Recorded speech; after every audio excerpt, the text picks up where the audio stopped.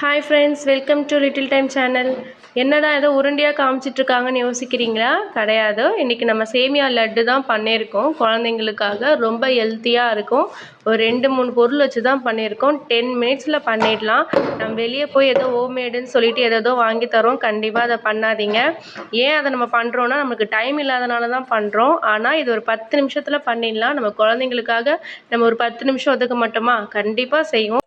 வாங்க எப்படி பண்ணுறதுன்னு பார்க்கலாம். சேமியா, முந்திரி, 1/4 கப்பு சர்க்கரை எடுத்துக்கோங்க. 2-3 ஸ்பூன் நெய் எடுத்துக்கோங்க. கடாயில் சேமியா போட்டு நல்லா வறுத்து, நல்லா ஸ்மெல் வரும். ப்ரௌன் கலரில் வறுத்து தனியாக எடுத்து வச்சுக்கோங்க.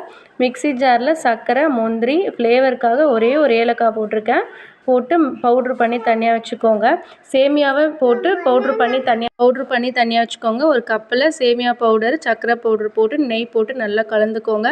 வெறும் நெய் மட்டுமே போட்டு கூட உருண்டை பிடிக்கலாம். நான் கொஞ்சமாக பால் ஊற்றி உருண்டை பிடிச்சிருக்கேன். ரொம்ப ஹெல்த்தியான ஸ்நாக்ஸு.